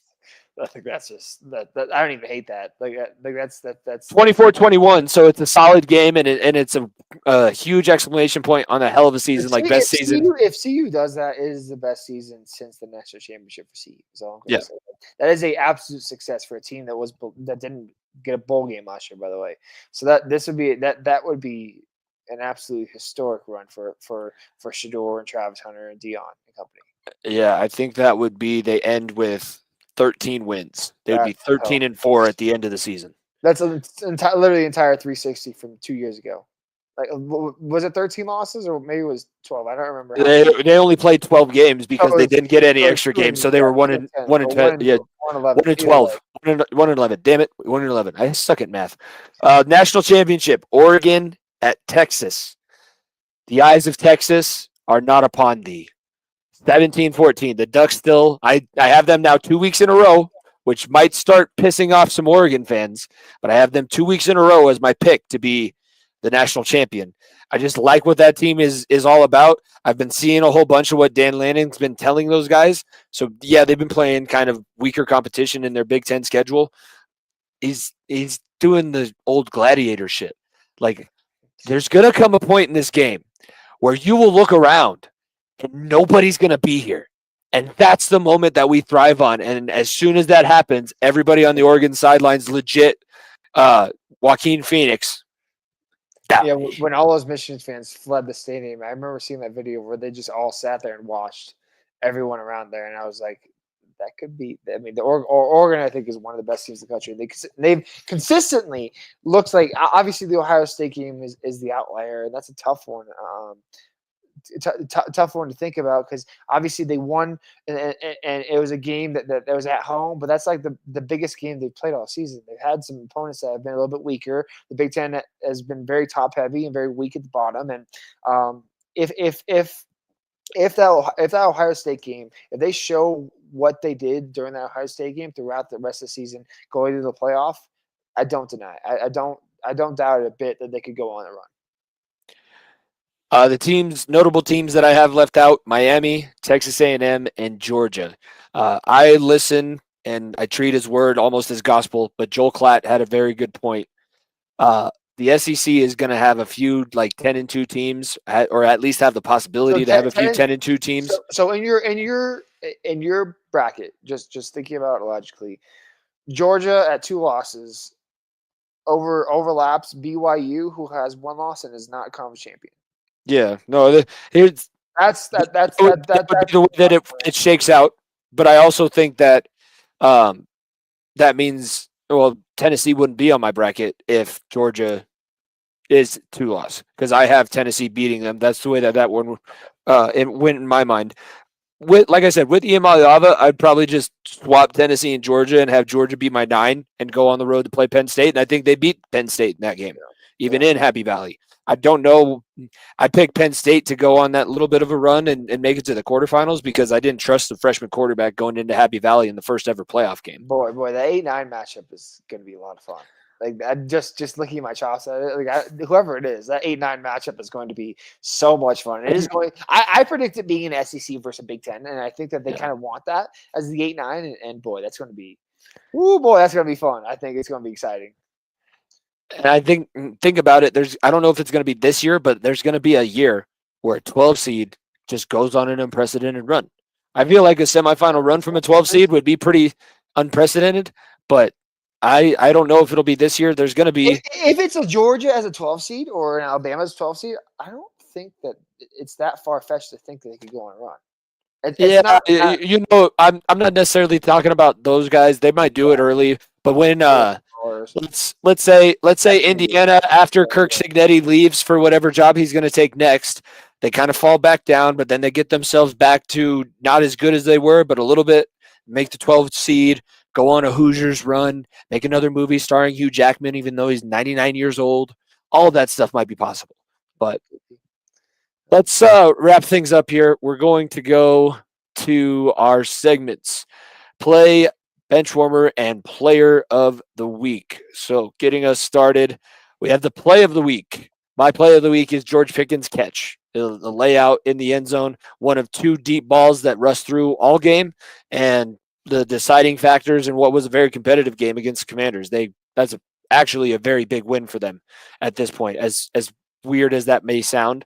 Going to do a quick score check on the Thursday Night Football game as you're doing. I like how the Bronco fan in you threw out one of Russ's 2 long balls that he threw. They're just a backhanded comment. Very, very nice. You've become a Broncos fan truly.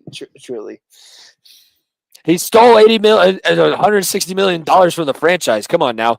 The Eagles are up with 12 minutes left in the fourth quarter, 12-10. That is where the score stands now.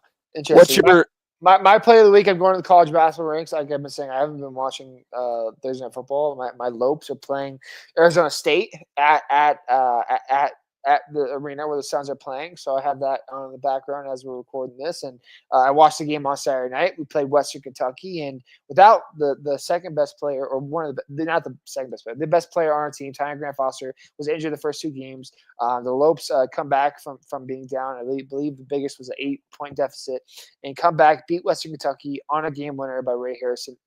Beautiful drive to the lane on the right-hand side, kissed off the glass, and hit the game winner at home, which is obviously it's a lot of fun being at home, seeing the Havocs go nuts. It makes me miss it. Is all I'm gonna say. So it was cool to see that, and obviously college basketball being back is so much fun for me. I do know how you feel because Western's been doing very well since I graduated, and it makes me jealous every time that I see one of these videos where the brand new stadium that they built. I'm like, I got to watch this with a sock on the door, guys. I can't just watch this out in the open. This is kind of ridiculous. Let's move on to Benchwarmer of the Week. This will be the last time we ever say his name on the podcast. So go ahead, Nico. Yeah, who do you got? 54. I'm not going to beat it to a dead horse. I hope he comes back and figures it out. And I hope that he ends up having a good career and figures it out. It's just that sucked. And as much as the Broncos and Bo Nix want to say that it wasn't his fault, that we could have done a lot of things to fix the game, but you literally did everything you could to win that game. Literally did. Like there's conversations where like we had one play go this way, one play go that way. Things could have been different. Literally, you did everything you could to beat the Chiefs at home, and you didn't. And it was because of one guy who couldn't stand up, unfortunately. And it's only 54. So I hope that he, like I said, I hope that he can figure it out, and I hope that he ends up having a good career and can right this woes. But boy, that was such bad luck. It's such bad luck. Let's. I'm just gonna pull this one up here one more time, just so that everybody's aware. So, this is what we're dealing with right there. You see, the ass should not be above the shoulders. He's lucky he didn't smack his head and get himself a concussion. Yeah, it could have been. Yeah, no kidding. Yeah, oh man, so The bad. ass should not ever be below the shoulders. I didn't ever think I'd have to say that about an NFL offensive lineman. He should know better. Let's. Who's your player of the week? Oh, you didn't even get to go after Jerry Jones. No, my bench warmer of the week. Besides myself, now it is Jared Jones, because a reporter asked him after the game, like, couldn't you have pulled the drapes along the side of your stadium? Because for whatever reason, you built it east and west. So the sun setting actually really affects shit. And your team drives into that side of the field where the sun hits for like 2.5 quarters of the game. And his response was, well, why don't we just tear down the whole fucking stadium? Well, that's not what anybody said, Jerry. We just said put some covering over the windows so that the weather doesn't affect you. The other funny thing I saw was like the team is aware of the sun situation. I'm like, so you're aware of how stupidly built your stadium was, and you're apologizing to your team to make sure they're aware, so that when they do the coin toss at the beginning, say, hey, we need to defend this end at this certain time. That's so funny, unbelievably funny. Then now he's blaming the coin toss and the fact that the team didn't win the coin toss to pick the right end on the sun, not the stadium. You put a $1 billion stadium in the wrong direction, dumbass. I know that they're not very good at school in Arkansas. That's what you did. That's your issue. You could have built $1 billion and built it north and south like every other stadium in the world.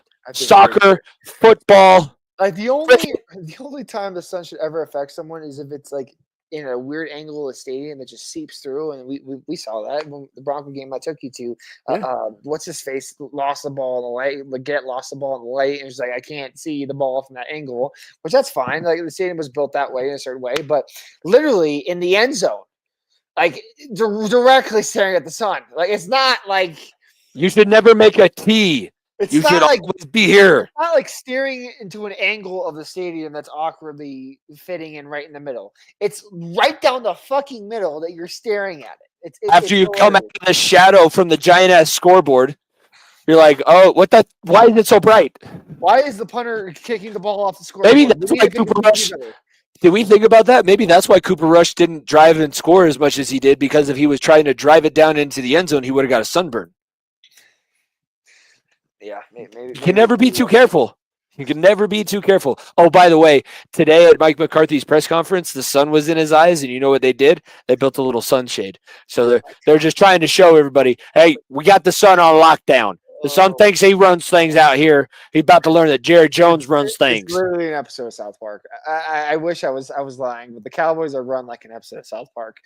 Like that episode, and now I'm going on deep old downhill slope here. But when that episode when South Park bought the Broncos, it's literally how the Cowboys are being run. So if you want a realistic shadow of what the Cowboys are looking at, watch that South Park episode. Shadow. I like it. I like what you did there. Player of the week. Who do you got? Well, Mikko Rantanen last night, 3 goals. The Avs are getting hot at the right time. He is the tied for the league leader in goals with 12 goals. The Avalanche currently have a guy who's tied for the league leading goals, has the top point scorer in Nathan McKinnon, has the top defensive point scorer in the NHL, and obviously in Cale Makar. And guess what, Jimmy? Jonathan Drouin, Miles Wood, both got activated off the IR today. Uh-oh. But wait. It gets better. Val Nichushkin is going to be playing tomorrow night. The boys are the cavalry is a coming. The Avs have won, I think, the last three straight as well. They are figuring out slowly these next guys up. And 20% of our salary cap is not currently playing every single night. The last since the beginning of the season, 20% salary cap. And now Wood, Druin, and Nichushkin will be back in the lineup Friday night alongside Mikko Rantanen, who's already been one of the biggest goal-scoring tears. Second hat trick of the season, by the way. And we're in November, middle of November, second hat trick of the season. And then McKinnon's on a tear. McCarr's on a tear. Georgiev is looking a little bit better now. He's getting better. Looks like he just needed that break. And Noonan, and they feel like they have two good goaltenders that can just rely on each other and feed off each other. The Avs are getting dangerous. That's all I'm going to say. Landeskog is not back yet, so we're not fully back yet. But we are, ladies and gentlemen, we're getting back to where we want to be. I really don't want to have the uncomfortable conversation about Gabe, but I feel like that's going to be happening. If things don't look to improve, that's probably going to be something that we have to do in the future. The other uncomfortable conversation that I really am not looking forward to having is the day that Jamar Chase walks out of the Cincinnati Bengals organization, because he is my player of the week. If you played fantasy football, you'll love this. You'll love this, Nico. So I have Jamar Chase in my teachers league. I was playing against, I believe it was Andrew, who has Jamar Chase in the league that you let me in. So I couldn't even celebrate the entire thing because I got 44 points, but then I got 60 dropped on my face. I saw a real fantasy score where someone had literally 115 points after Thursday Night Football. They had Lamar, who dropped like 45 points. They had Jamar Chase, who had like 50 or something, or whatever you said. And then they had another player, I think it was like Chase Brown, who had like 20 as well. And they were like, holy crap, I'm a 115-point deficit after Thursday Night Football. That's insane. Yeah. Oh, my gosh. The fantasy points this year has been absolutely crazy. I've been talking with a couple people like that about this. Is like the fantasy point level, I just feel like it's so much higher than it has in years past. And people output has been so impressive with how talented this league is. And it's really been fun to watch. Yeah, those stats that earned him a 50-point fantasy total: 11 catches, 264 yards, 3 touchdowns. He had a long of 70. He averaged 24 yards a catch. That's just a solid day's work at the office. That's the best receiver that the Bengals organization has ever had. It's early to say it, but even if he walks away, he's the fucking best one that you've ever had. Well, I mean, Chris Collinsworth slide and let me tell you about this guy isn't up there for you. I'm joking, obviously. He was a part of what we call the cardiac cats. They were never any good. They were just always close to the other team that they were trying to play. I don't know. I was just making a joke. He's better than Ocho Cinco 2 is right now. He's like way better. Ocho Cinco has more stats, and so does Troy. It's a longer overtime. TJ. Yeah, it's a longer overtime, but I think that he's going to get to that point where he'll overpass them all for sure. He's probably going to break all their records in another fucking uniform, and I'm going to be heartbroken about it. But that's my life. I decided to root for that team when I was young. You chose fun. You chose a good. I did choose some fun. Yeah. It has been some fun watching a good coach, and I'm even taking some pointers. I didn't take shit from Zach Taylor the last 2 years. I'm actually taking some pointers from Sean Payton. Almost called him Sean Taylor. Sean Payton. It's crazy what a Super Bowl head coach does to a franchise. That is for sure. That's going to do it for episode 206 of the Far End of the Bench podcast. We had a ton of you joining us live, which we appreciate as always. Go back, check out the Center of Attention. It'll be posted on our social medias and our YouTube channel shortly. We'll have the other clips coming out. Be sure to follow at FEOTB Pod, all social media, subscribe, like the video, reach out in the comments. If you're going to leave a negative comment, leave the nastiest comment that you can, but make sure you subscribe, like the video. And if you're listening on podcast platforms, rate this bitch 5 stars. You guys don't know the half of what 1 or 2 extra 5-star ratings a day would do for this show. We'd appreciate it very, very much. And like I said, thank you for everyone that's reached out to my family too. I'm not going to bring it up again. I just obviously with that person being a part of our show in the past, I had to say something, and it sucks, but we're past that, and we're going to be stronger for it. And one last thing, sports wise, for the love of God, Mike Tyson, knock this motherfucker out tomorrow, please. I'm begging. I didn't want to do this to you, Jake.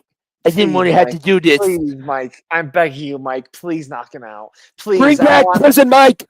Come on, Mike. Please, I am one of Mike Tyson's biggest fans. I love hearing the stories of his the way he operated in his prime and the craziness he went through and the strong mindset he has. And man, please knock him out. If I see Mike Tyson's face flat on the fucking canvas tomorrow night on Netflix, I don't know what I'll do. That's going to be such a dark day in boxing. Please, Mike, I'm begging you, just put this dude in the dirt. Please, I'm begging you. We'll have to talk about it next week because we're gonna run out of time. But there's some also, weird we got John rules Jones this weekend back too. Yeah. With John Jones versus Miocic was a fun fight too. So I'm super excited for. So it's a big fight weekend. I'm super excited for that too. We'll talk. And it all starts off with Jake fucking Paul. And Mike Tyson in the year 2024. My God, please, Mike. He still Mike. looks like he can throw some hands. I know, have to look at all the new rules that they're putting in. Yeah, he's old. I got to look at the rules because there's some weird rules. People are complaining like crazy about the rules that they said they're going to use. It's not the professional rules. Obviously, it would never get sanctioned in any athletic commission ever. Yeah, literally ever. So it'll be fun. We'll have a bunch to talk about next week, but for now, please enjoy the rest of your week. Have a good Friday. Big shout out to my football team, Box State Bruins. We got our last playoff game of the regular season coming up, and then next week we're going out to Tulsa, Oklahoma to play in a national tournament. Also, shout out my wrestlers. I just came back from our third duel of the season. The Castle Rock Middle School Blue Knights are 3-0 in duels. Had another big win tonight. First time that we've been undefeated this long in the season. So big shout out to everybody that I enjoy working with. For myself, Jimmy Pilato, my co-host Nico Bryant. We will see you guys next week. Peace. If you don't stay down and you never quit, come on over here and see